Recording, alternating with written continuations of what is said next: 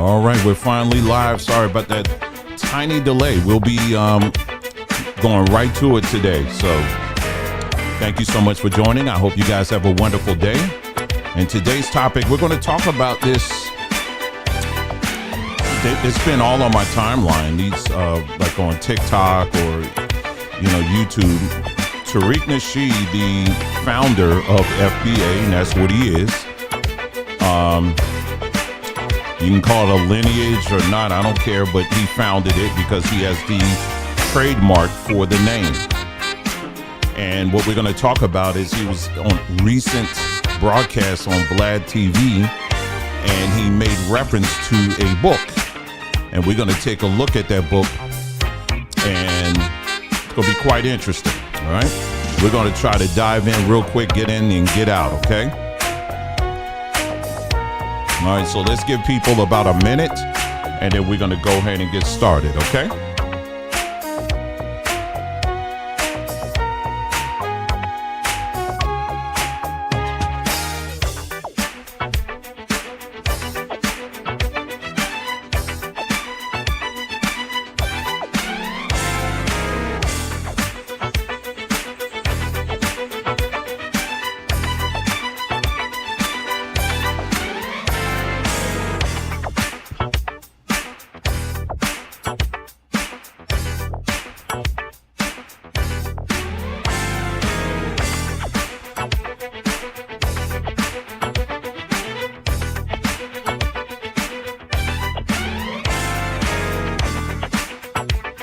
All right, we're going to get started. Thank you so much for tuning in to the broadcast. So glad that you guys can join us. Today is Tuesday, August the 26th, 2025.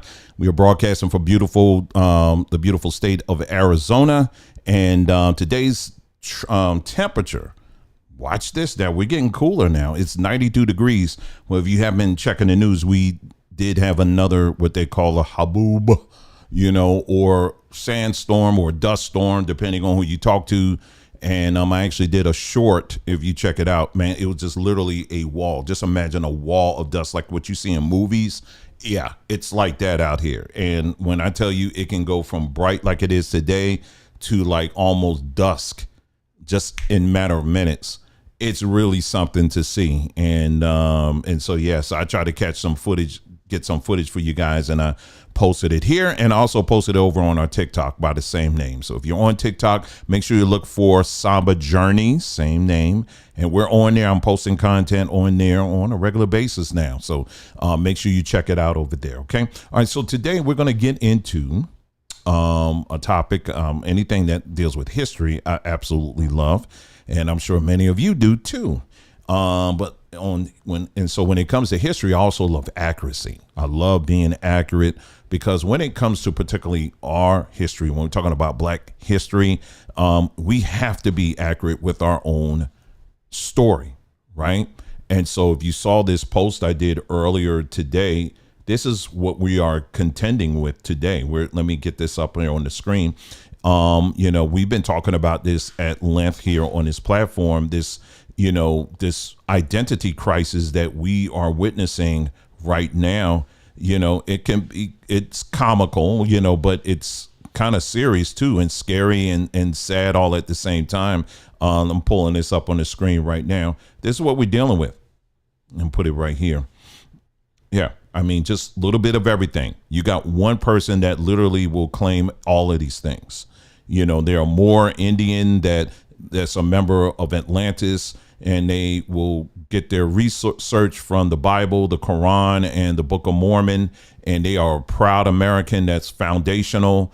And they also came here by way of Israel, and they are Sephardic Jew.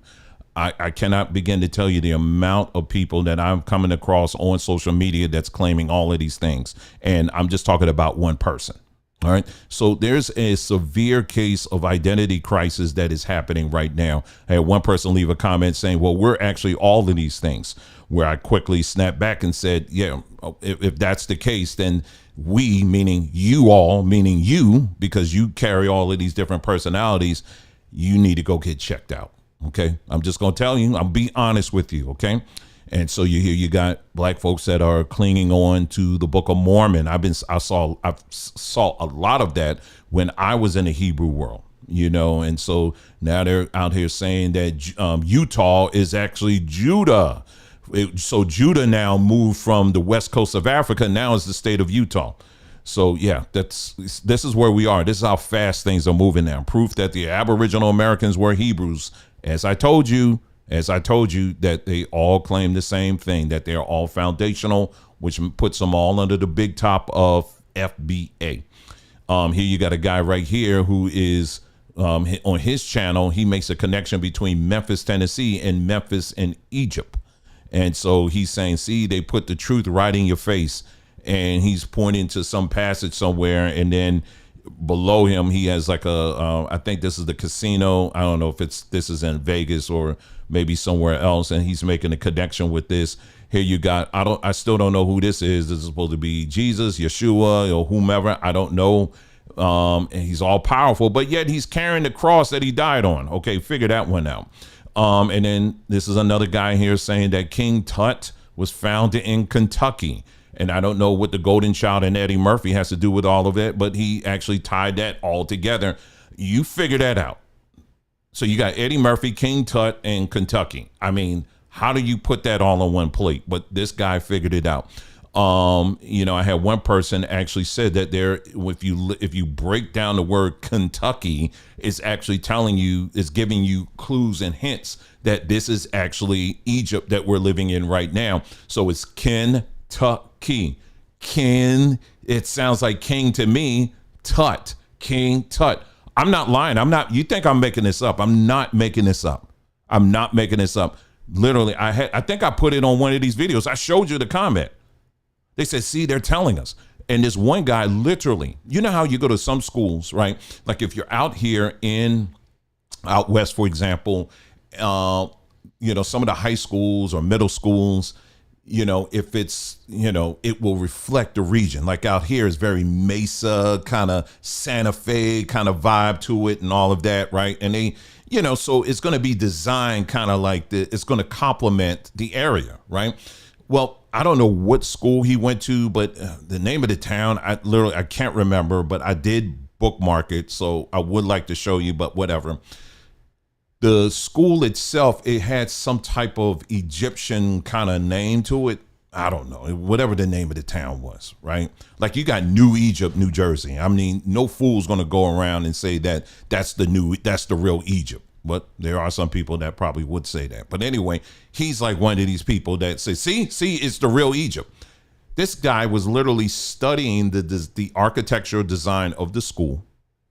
And then he was pointing to, how little kids, when they do little projects in class and they do little cutouts and they put it in the window, he was saying, see, they are fooling us. They are mimicking us. They are laughing at us. You see how they're putting these designs in the window? Even the little designs in the window are telling us that this is the land. This is the promised land. So now we got Egypt, the promised land. But I thought you was escaping Egypt to leave Egypt to go to the promised land. But now we're finding out the promised land is America, but it's actually Egypt, and the Mississippi is the Nile River. So again, this is the world we live in right now, right? Now, thankfully, there are tools that are out here now that will help us to bring a bit of clarity. All right. And if you've been following this platform, I've been talking about this at great length. And that is tools like ChatGPT, tools like Grok, tools like Claude, tools like Gemini. And there are many, many others as well. Now, depending on who you talk to, they will be very quick to tell you, oh, you can't trust AI because AI basically, that's the white man stuff. But you'll get on the white man's internet and you'll use the white man's AI to put all of these weird images of, I don't know, like I said, I don't know if they're supposed to be Jesus, God, whatever, coming down, and he's got fire coming out of his hands and his eyes and everything else and all of that to tell your story. But now all of a sudden, when we're using it on a more academic approach, now all of a sudden we can't trust it because it's coming from the white man. Well, again, these platforms, what they do, this is not like some regular Google, search where it just pulls up random websites. A standard is set, and when it's not there, you can set the standard. You can say, listen, I am doing a search on XYZ. And what I want you to do is I want you to only give me peer-reviewed results. So whatever the topic is, that's what you can do. And it will give you links to all of that. Studies, it'll give you links to books, it will give you links to videos, it'll give you links to all of that, those things. So, and it will even go down to the page number. I do this literally every day. All right. And things that a lot of these claims that are made out here, a lot of it can be cleared up. Are these platforms 110% accurate? No, but it's definitely getting better. And it's putting a lot of real researchers in a much better position so that you can find the truth on these different topics, as opposed to just going with someone that's just throwing a bunch of BS out there, on Main Street. So anyway, so what we're going to listen to, I'm not going to play the video so that you can see it, but the video is out here. And the only reason why I will not play the video is because if it's on Vlad TV, he's probably got some kind of copyright thing going on if I play the video, but I'm sure we'll be all right if we play the audio. So this is Tariq Nasheed, who is the founder of FBA, okay? Foundational Black Americans. Now, as much as he will say he is not the founder of a lineage, he's just a guy that, whatever, but the reality is that you have the, not the copyright, you have the trademark for it.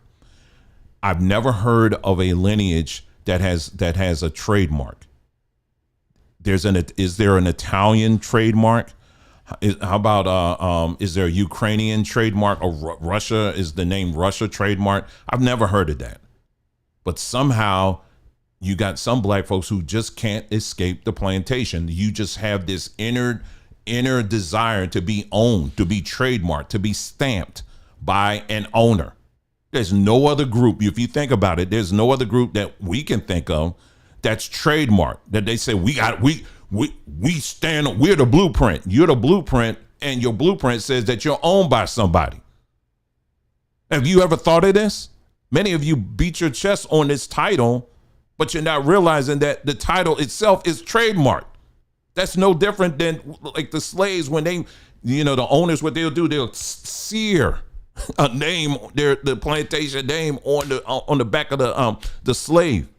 That's what FBA is. It's a trademark name. Brand. Huh? Brand. Gotcha. That's what it is. It's a trademark name. So this is something that I want you to understand this. All right. So anyway, let's move on. So I'm going to play this video. He was kind of talking about a roundtable, different discussions here, but there was this one part where he was actually referencing a couple of books here. We're going to focus on one in particular, but let me cue it up and make sure that I got it here, and then we'll go. All right. So let's take a listen. Down the list of all of the explorers who got here and oh, okay. I'm going back here. Showing the book is called Unexplored and Other People. They proved this. There's a white, here we go. We're here from Africa. They were mixed in with the indigenous America. Most of them were. I'm gonna go back. I'm keep going. Okay. So that's why you're differentiating from people who came over maybe 1 or 2 generations ago? Right. So that's the thing. There's 2 things that happened. There was people brought over from Africa, but in smaller numbers, very small numbers here. Most of the people brought over from Africa didn't come to North America. Most of them were taken down to Brazil, taken to the Caribbean. Now that's true. Let's stop it there. That's pretty accurate. That yes, the majority of people that came from Africa as slaves, they went down to Central and Southern, South America. That's where they went. We got a small percentage, but what a lot of people do is they'll run off with that and see, no, well, they had to get slaves from somewhere, so they turned to the Native Americans. That's it. No, that's not true. They used Native Americans, but they also initially, before they turned to using black folks, they were using people from like Ireland. They were using people from England. You ever hear of, the little, chimney sweeps in the UK? They used to have little kids go into it's a whole history tied to this. I'm trying to give it to you as fast as I can. You know that not Alice in Wonderland, what's her name? Anyway, it's one of those stories where it's the Mary Poppins. Mary Poppins. I think it's Mary Poppins. You know, the whole chimney sweep thing. Chimney sweeps in the movie, they were all adults, but in real life, many of them were actual children, and those children came as a result of their parents not being able to pay their debts. So what they would do is they would take the children of these people who could not pay their debts and make them into chimney sweeps. Why did they use children, you ask? I'll tell you why. Because children have smaller hands, they have smaller bodies, so they could fit down into those tighter spaces. It's very cruel. They would do that. But also when the ideas start coming, hey, wait a minute, we can use them as slaves. So they would actually pull from that resource as well and bring them over there and have them work as slaves. Albeit it wasn't the same type of slavery that we went through when they got to the Africans. But in fact, they did do that. Europeans, they also pulled from the resource that was here from Native Americans. But, even with that, there was enough pushback at that time where the natives, even though some natives were used, right? What they also did, many of these tribes that many of you are boasting about, like the Choctaw or the Cherokee, they also owned slaves as well. They worked out deals with the Europeans to own slaves. Well, who the slaves are we talking about? It were black people. These are people from Africa, okay? You can read all about it. So, you know, people want to boast them. Oh, I'm a Cherokee. I'm 100% Cherokee. Okay, well, all right, you want to be that, that's fine, but they still owned you. That's no different than someone saying, you know what, I'm an Italian because I got 2% Italian. You know, so anyway, so all that being said, what he's saying is true. Majority did go down into Central and South America. That's 100% true. So let's continue. I think it was less than 6% of the people brought from Africa who made it over here. That's pretty to accurate. North America. Mm-hmm. Those people who were brought over here from Africa, they were mixed in with the indigenous and black indigenous tribes here, where there were a lot of black people who were already here. Not necessarily true. Not necessarily true. There was not a concerted effort. You can look this up. There was no concerted effort when they brought the black folks over from Africa as slaves. They were not, okay, we're going to start mixing in with the natives. That was not any kind of concerted effort to do that. It was to keep them separate. The natives in this land were the one who also jumped in, and they were enslaving us as well. Again, you can look at all the tribes, the Choctaw, the Chickasaw, you can look at all of them. Most of them engaged in slavery. So they didn't even want to have anything to do with us at that level. Were there instances where there was a mixture? Yes, at times there were. But the average DNA results, this is what a lot of people are afraid of. Take that DNA test. The average DNA results of most black Americans today show it's at least 2% or lower of Native American, period. You can look this across the board. You can even go on TikTok. You got a whole lot of people who have been black Americans who have been posting their DNA records, and it confirms everything I'm saying. And you can look this up on ChatGPT as well. But no, there was not a concerted effort to, okay, we're going to just blend all these black folks in with the Native. No, that did not happen. And I would challenge anybody any day of the week on that. The facts are the facts, period. So let's go. Several archaeologists and historians and other people, they've proved this. There's a white archaeologist and historian back in the 70s and 80s. His name was Alexander von Wutnow, and he wrote some books. And he was working with the Smithsonian and all of these other museums showing, the book is called Unexpected Faces in Early America. And he talks about all of these Negroid figurines and statues and monuments that were here for thousands of years, proving that black-skinned Negroid-looking people were here on this land. There's a great book by a brother named Chase McGee. Okay. A young brother wrote a book with a lot of facts and receipts and talking about. We're gonna get to that other. We'll get to that other book another time because I looked at that as well. This is not the second book is not a peer review at all. This is a guy who's just kind of like he's on social media and he decided to put some books together. It doesn't mean he's a dummy or anything like that. But if you're gonna, just make sure your stuff is reviewed. It's got to be something that can be provable, regardless of what platform you're on. And people who run away from that, again, it shows a lot. It tells a lot. But what we're going to do now is I'm going to show you a couple of things here so that you can see for yourself. This is so that you know that this is not, I am not a person that's just sitting up here and saying, oh, I just don't like Tariq Nasheed and I'm just going to hate on him. You know, I just don't like, no. What I'm going to encourage you to do is for you to use these tools, and I'm going to show you straight up on how easy it's done. I do this all the time on this platform. It's very easy for you to do. All right. So what I did was this book that he's referring to. I'm just walking you through the whole process. All right. So here's the book that he's talking about right here, Unexpected Faces in Ancient America. If you are somewhat of a book nerd like me, I like collecting books and getting all kinds of books. I mean, a lot of these books, you can actually find a PDF version of it online. Wink, wink, nod, nod. I ain't going to tell you where, but a lot of places you can find these things. Okay. So this is the book right here, the full book in its entirety. If you can't find it, in most cases, you can go to archive.gov, I believe, and they give it to you for free. Okay. So, yeah. So here it is right here. Alexander von Wittenau, Unexpected Faces in Ancient America. Now, what you can do is this. What you can do is take any PDF, you know, preferably if it's a PDF. It doesn't have to be a PDF, but preferably if it's a PDF, you could take it and you can literally upload it as an attachment on ChatGPT. All right, we're at ChatGPT 5 now. And which means it goes a lot faster, and it does. And I really like using this. And this is, again, any of you guys can do this. Anybody can do this. So what I did was I attached the book and I asked it. I said, okay, so, and you know, here's my question here. And you see it right there. And so I asked it to look through the book. And so I said, because I wanted some clarity on what Tariq was saying here. Are these claims that he's making about the book, are they actually true? Let's take a look at the results, okay? Claims that black people were in America before the transatlantic slave trade. Yes, the book makes several references suggesting that African or African-looking people were present in the Americas before Columbus. These are largely based on artistic depictions, archaeological interpretations, rather than written historical records. Here are some key examples, and he goes through it. The Olmec heads, we're going to talk about that.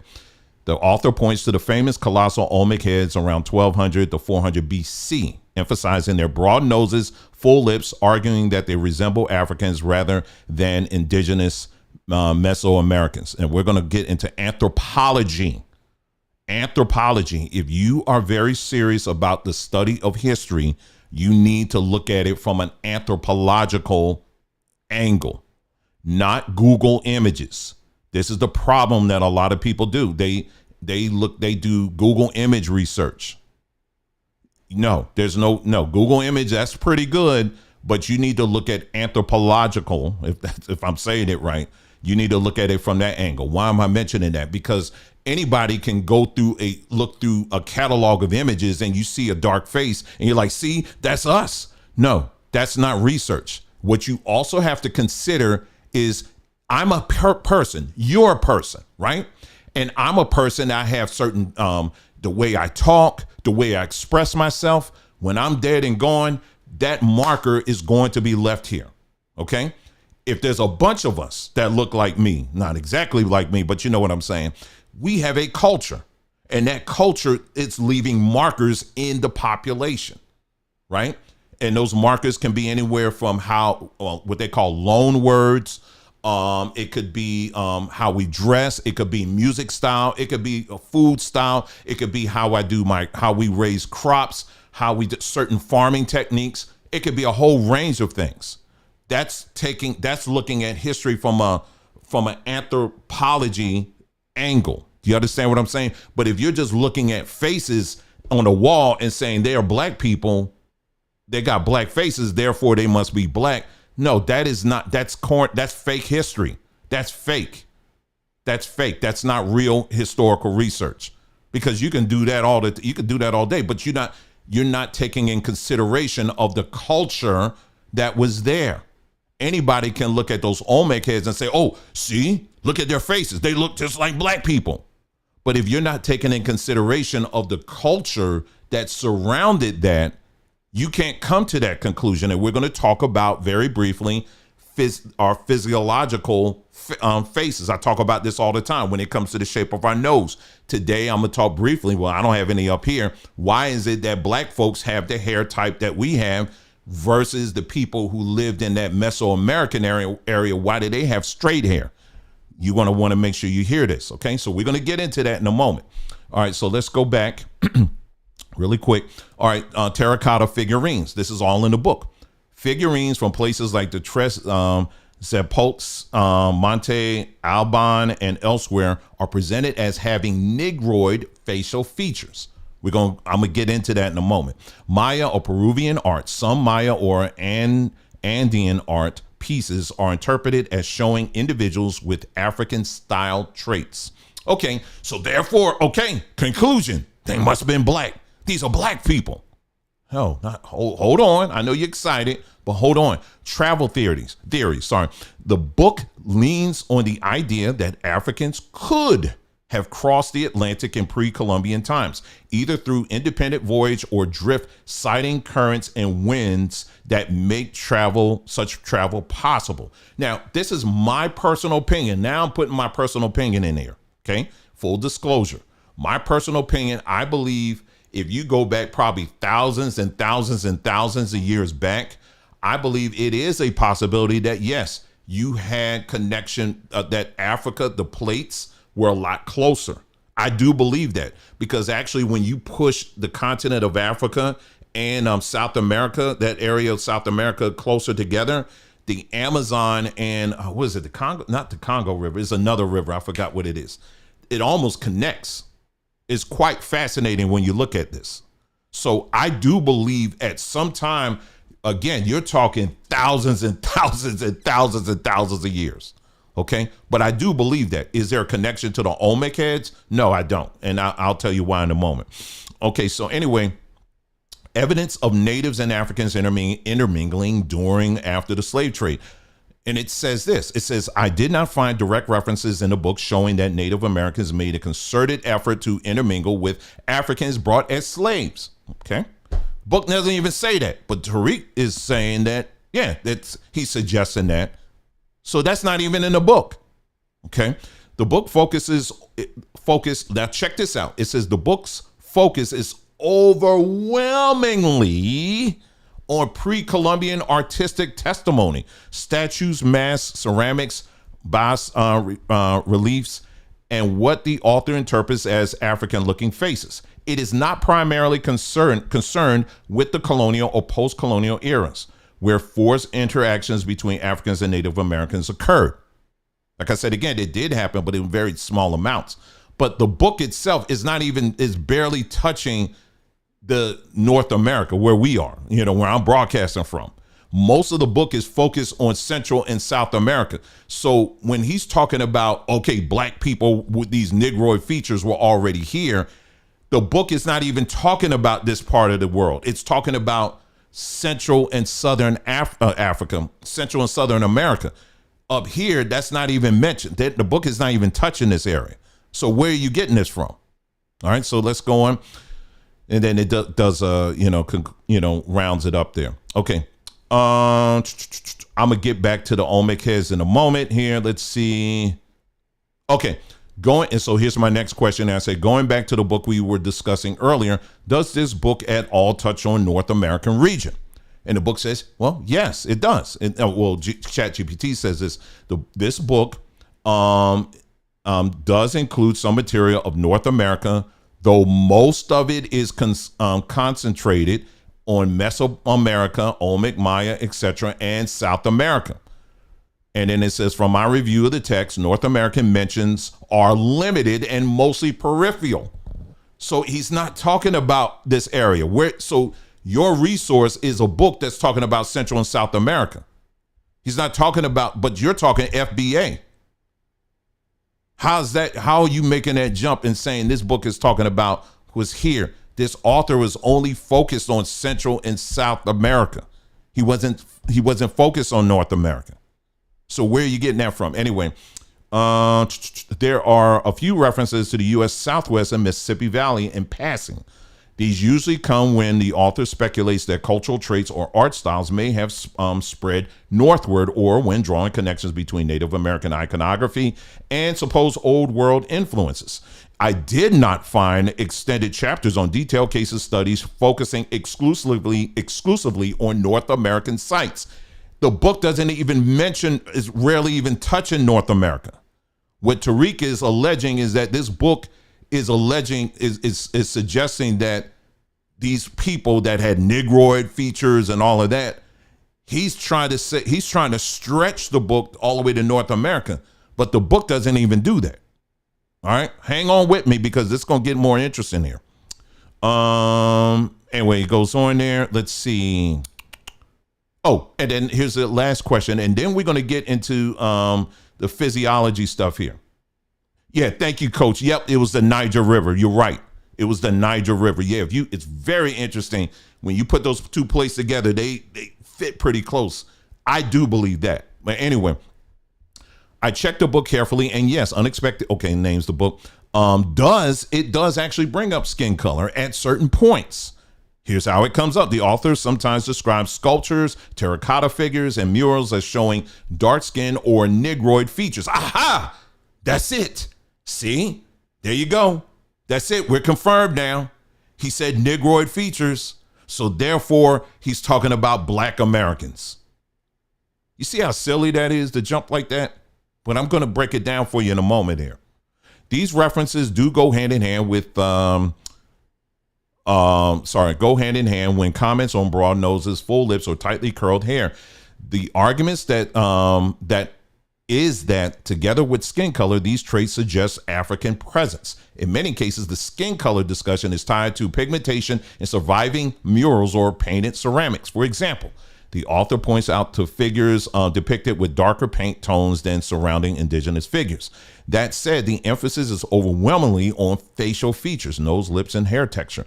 Mention of skin color are relatively brief and always in support of the larger African presence claim. And let's see. And then also, with ChatGPT or other similar platforms like this, it'll give you the page numbers. It'll give you word for word what the author actually said. But like I said, for me to keep this brief, I'm just giving you the overview, but I am highly encouraging you to do this kind of search on your own. All right. So now let's get into this next piece here. I told you I'm breezing through this. Now we're going to talk about genetics, physiology for a moment. Okay. Don't worry. I'm not going to go in deep and all this other stuff. See, first of all, anybody that's talking about, and this is anything, when I was in the tech world, I noticed this too. Sometimes when you ask somebody in the tech world, some people in the tech world, you ask them a tech question, they got to go all deep and use all these words and all that to kind of impress you and all this other stuff. Well, you got historians that do the same thing. And so for me, I'm not going to do that. Okay.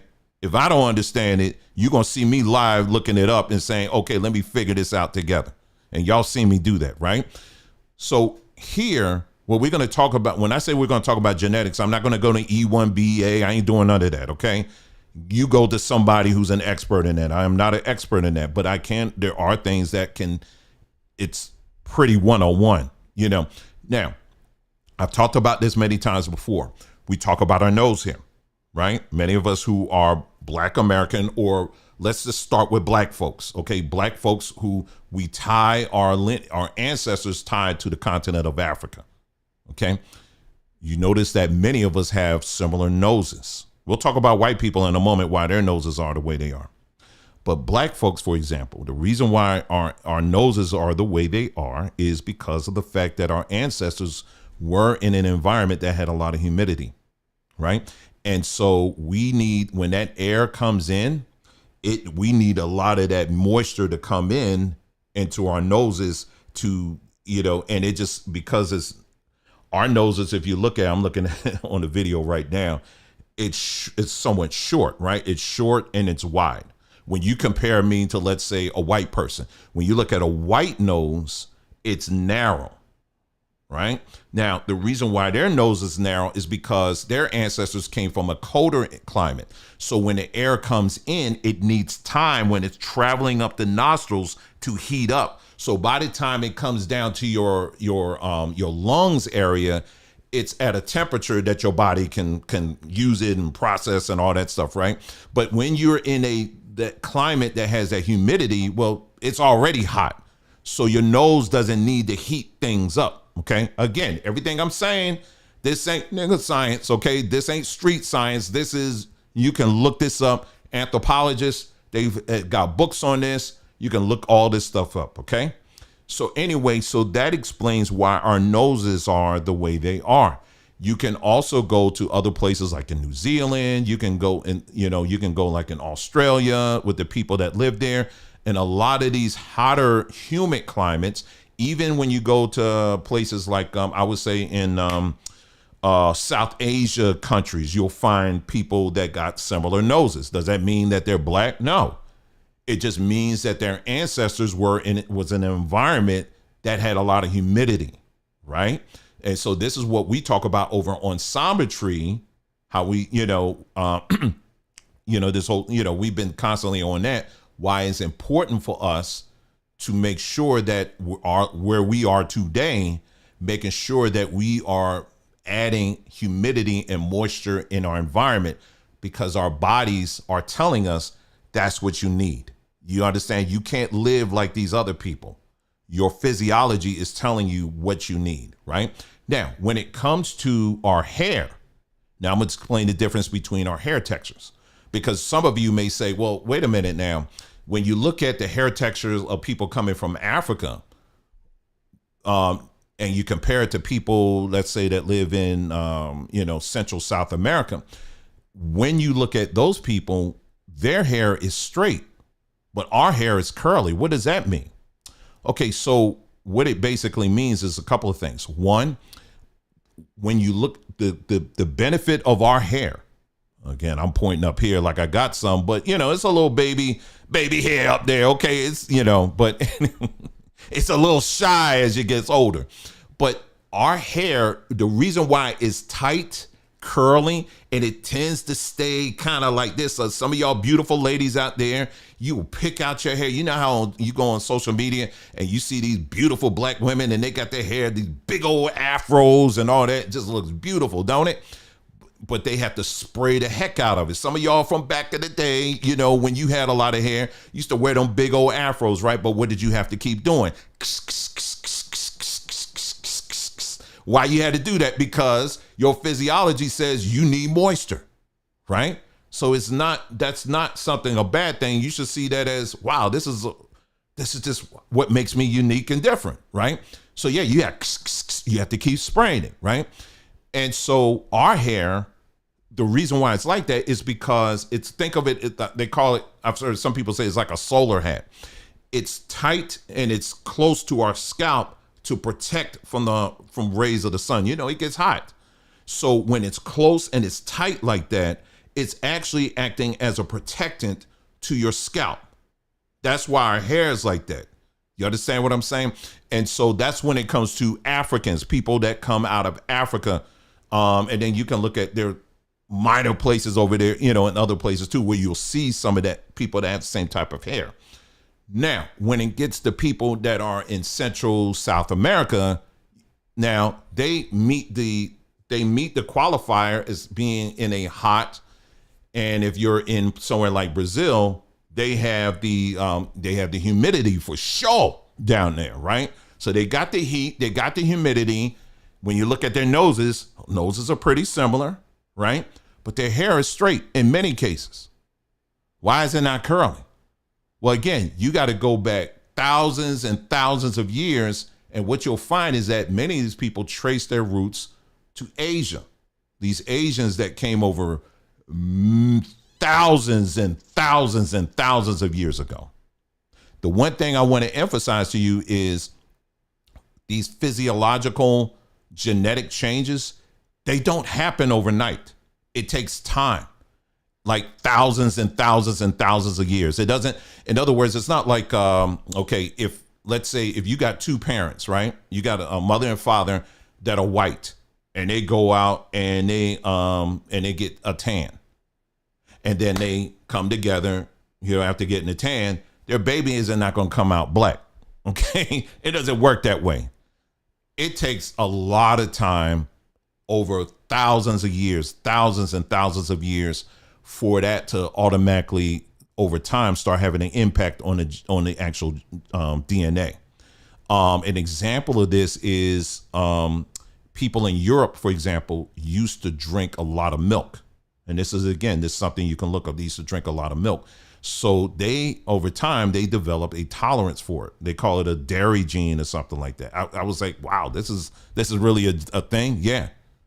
And so that's why, when you, particularly like in European cultures or whatever, milk especially is something, dairy milk is something that was a huge thing in their culture, right? Other cultures drank milk too, but not like this, not like Europeans did. But when black folks, fortunately for us, we can drink like cow milk, but a lot of us tend to be on that scale of being lactose intolerant. It just messes with us, don't it? Why? Again, listen to your body. Listen to your body, right? Your physiology is saying, you may not want to mess with that. Okay. So that's what that is. So when we get to the, so if you're going to look at the ohmic heads, that brings us to the ohmic heads. When you look at, do I have a picture up here? I'll just show you real quick. Just like everybody knows what the ohmic heads look like, but let me just pull it up here on the screen so you can see. So we can, okay, here we go. Let's pull it up. Actually, I'm almost finished, y'all. Anyway, here we go. Ohmic heads right here. Now, many of people will look at that and say, see, I see a black man. That's a black man, hands down, that's a black man. Okay, yes, you can look at that. And I've actually put hands on and I saw the ohmic heads myself in Mexico City. So I've been there. All right, this a few years ago, my family and I took a trip down to Mexico City, and the people at the museum, they were very nice. This was during COVID, and they even said, "Hey, listen, you could take some pictures next to it if you want." I was like, "Okay, cool," and I got pictures too here. I think I've shared it here before. And so anyway, so that makes me special. That makes me an expert now. But no, it doesn't. Anyway, so here we go. You can look at that and say, "See, I see a black man." But taking now in consideration of what I'm saying now that's something that you're going to have to add into as you are doing your own research, as far as, what happens to the body over time. It adapts and adjusts to the climate. Okay. This is proven. You can look all this stuff up, but next it doesn't stop there. Most people stop there and they end the discussion. This is where we talk about, when you're doing your history, when you're doing a history search, you also got to consider everything else around these Olmec statues. You got to look for all the other signs. You got to look at, were there any loan words? What are the words that the people were speaking? Was there anything at all in food, in dances, in dance expression, clothes, the way they build their houses, agriculture? When it comes to religion, is there anything at all that is remotely African? This is called anthropology. Okay. And so when you take all of that in consideration, now you have to look at the whole picture. Now you have a much fuller picture than just looking at a simple face.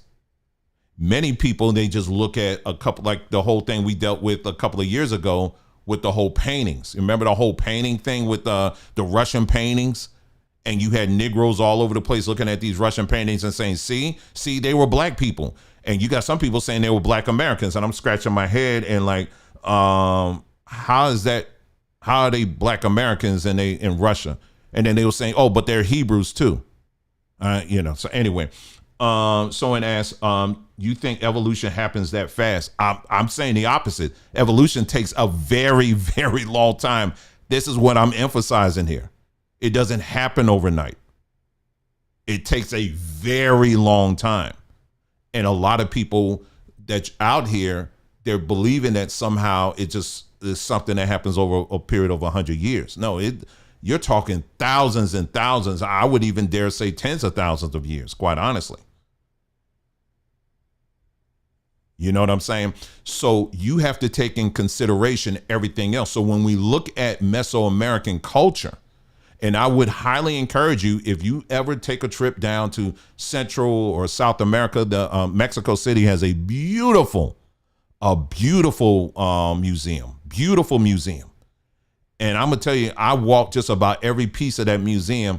And I've took hundreds of pictures in that museum. Let me tell you, there was nothing in there that resembled anything African to me. Is there an African presence in Mexico? Yes. Now for that, you have to go. There are towns on the west coast of Mexico. They actually have a museum over there. One day I would love to go to see that. But yes, you're now referring to those that came over via slavery. Okay. So to recap, as we're kind of zooming this in, when people make this claim that there was a black presence in America, there is nothing that supports that. You got to understand that when these people came over, these Europeans, when they first came over, the only point of reference they had when it comes to someone of a darker skin was Africa. So when they would look at these people and they'll see people that have a little bit darker skin than they did, the only reference they would have is, they said, it reminds me of the Negroes. It reminds me of a lot of times when you're reading these older texts, they will oftentimes say that. They don't say these are Negroids or these are black people. They rarely say that. In many cases, it's like, yes, it's like the Negroids. It's like the black people of that time. The black people in Africa. So that was the reference point. Africa was always the reference point. They weren't necessarily saying that these were Africans that were sitting here. And so this is why we got to make broadcasts like this, because we are fighting, at least I am, this AI stuff that's out here. AI is pushing hard these narratives and showing these natives and got, looking like your cousin and your uncle and them and all of that. This is all AI stuff. But when you actually take the time and look at this stuff in full context, that is not what it's saying at all. And so for those of you who are listening to me now and you're disagreeing with this and saying, no, that's not true. That's not true. Just solve it by taking a DNA test. We showed you the other day on video on one of our broadcasts. I showed you the DNA test. Some of you that may be new here, whatever, you may hear this and say, oh no, but they said the DNA test is for entertainment value only. We've already explained that. The reason why they say for entertainment value only is because if they were to say this is 100% accurate and they're off just by a fraction of a percentage, they can be sued. But they said when it comes to your first line, your second line, your third line, they said it is accurate up to like 90%. They said, but when it comes where it's inaccurate is when you start trying to figure out what village so-and-so came from. They said that's where it gets less accurate. But as far as identifying what region of the world you come from, it's pretty accurate. It's used across the board. So again, these are things that if you take the time, push past your own confirmation bias, the answers are here. So what I did was I actually walked you through just using these tools. They're out here. They will give you the links to the studies. They will give you links to the books, and you can read it yourself. Now you have to make a choice and a decision. Are you going to be an individual that's just simply going to make these sweeping assumptions based off of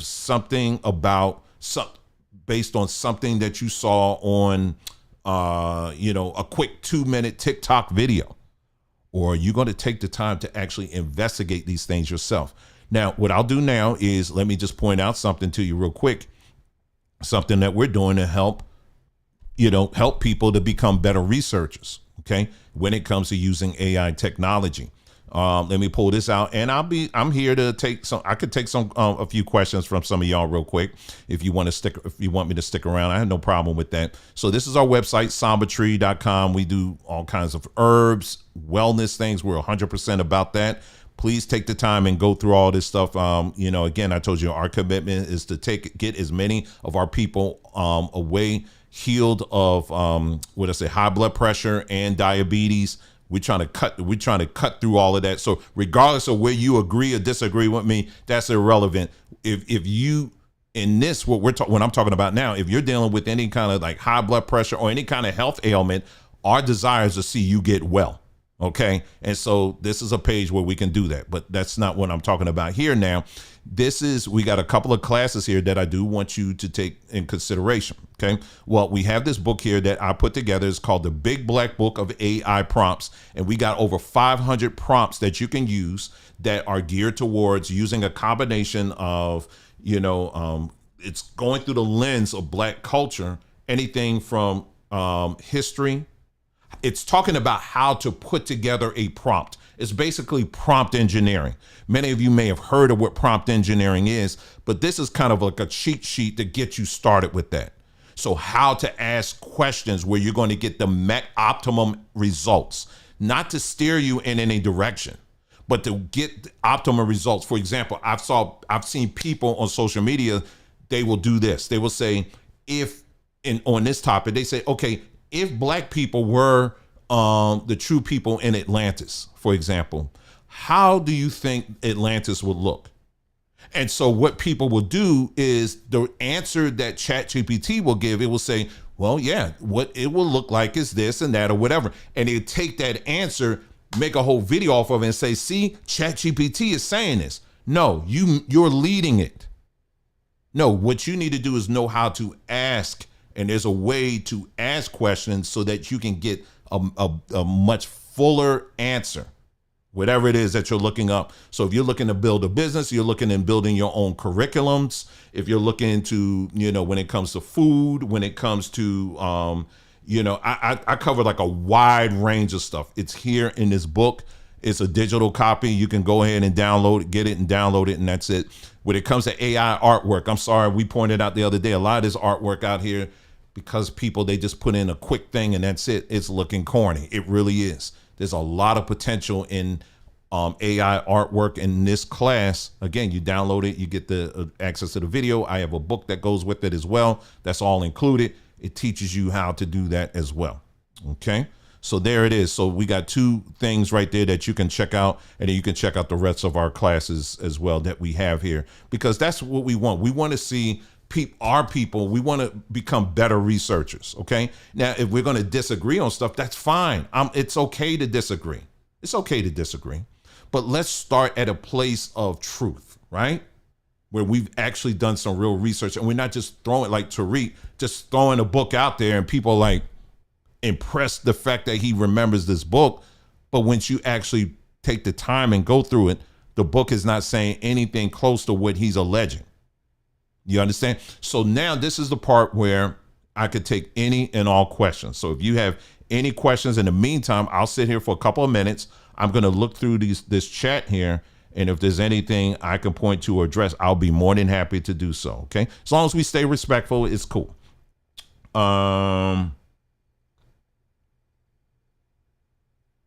Here's one here. That's an interesting question. Someone said, why were there Moorish translators like he mentions the person Estevanico, the Moor on Spanish conquistador ships? Probably the same reason why you had Jewish people on there. You had Jews that were on there too. You also had you had Catholic priests on there as well. It wasn't just sailors that were on these ships. It was also other people as well that can translate, because you got to understand, when these people were going to these new lands, they didn't know what they were dealing with. They didn't know what they was going to encounter.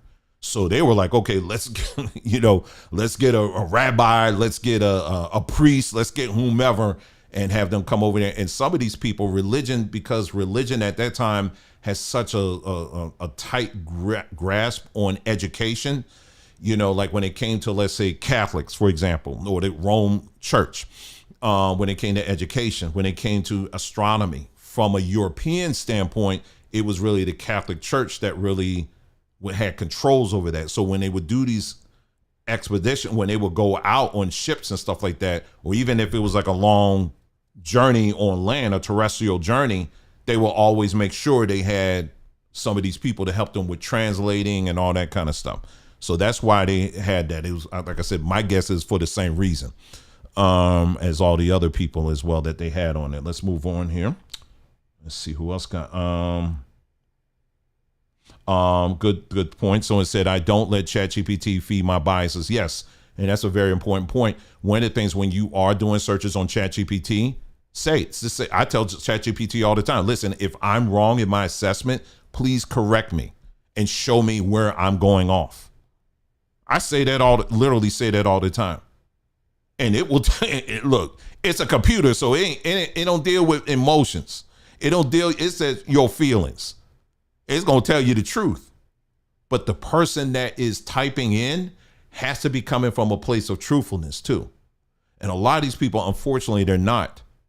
And I've often said that what AI is doing now is magnifying what a lot of people really are on the inside. So if you're a deceiver, if you're a liar, you're going to use this technology to do that. You know what I'm saying? It just does. Let's see who else got here. I'm just picking. I'm picking random questions.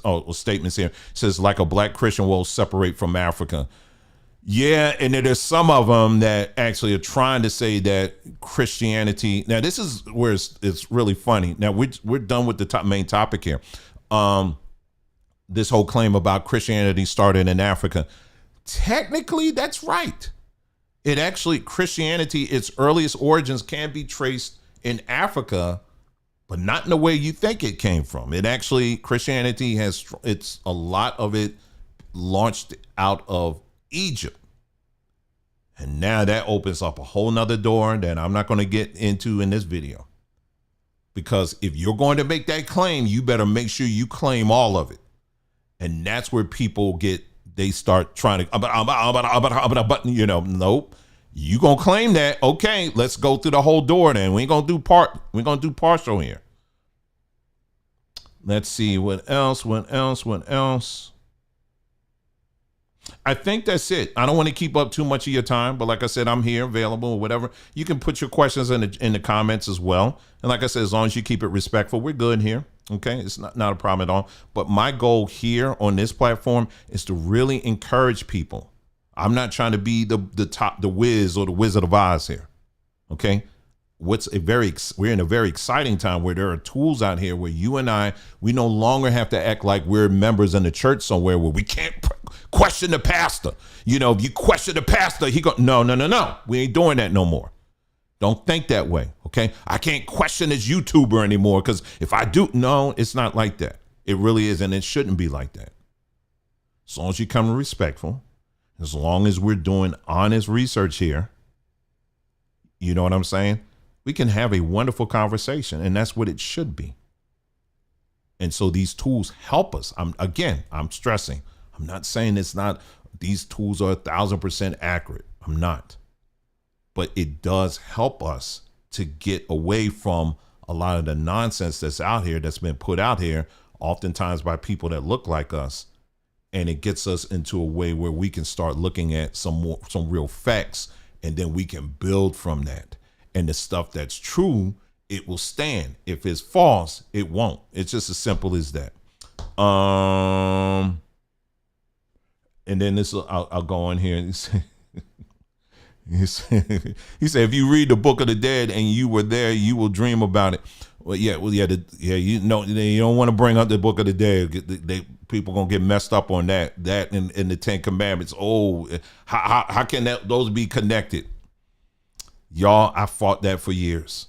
And then when I actually looked at it myself, I was like, God. Anyway, that's it. That's all I have for you guys. Thank you so much. Really appreciate you guys tuning in to this broadcast. Listen, you guys take care, and I'll see you in the next video. Take care.